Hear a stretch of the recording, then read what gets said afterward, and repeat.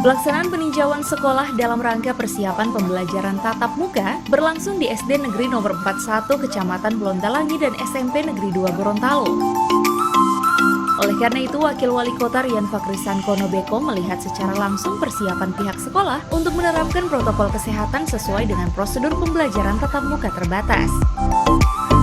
Alur penerapan protokol kesehatan di masing-masing sekolah harus menjadi perhatian seluruh elemen warga sekolah. Mulai dari pembagian menurut jenis kelamin siswa yang memasuki pintu masuk sekolah, wadah cuci tangan yang ada di pintu gerbang maupun ruang kelas, serta jumlah tempat duduk siswa dalam satu kelas yang harus berjumlah 15 tempat duduk. Wakil Wali Kota Gorontalo Rian Fakrisan Konobeko mengatakan dalam pelaksanaan pembelajaran tatap muka ini, seluruh warga sekolah harus lebih mengutamakan pentingnya untuk mematuhi protokol kesehatan, sehingga dapat memaksimalkan PTM di Kota Gorontalo sesuai dengan aturan dan prosedur yang berlaku.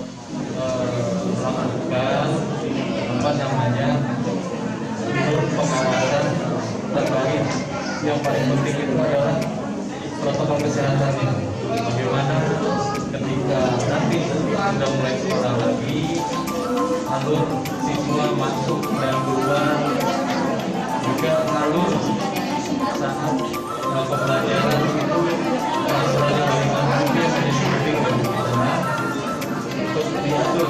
Oleh karena itu, Bapak Wali Kota menyampaikan bahwa seluruh elemen, seluruh warga sekolah merasa juga itu harus melakukan vaksinasi terlebih dahulu, baik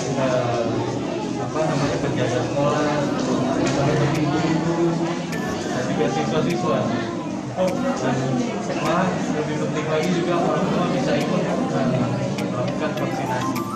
Setelah itu kami juga melakukan persiapan akan membuka dalam minggu ini Bapak Wali Kota Kota Raya juga turun ke sekolah-sekolah SD, SMP memantau dengan baik karena ini untuk kebaikan siswa. Kita di pemerintah kota juga ingin siswa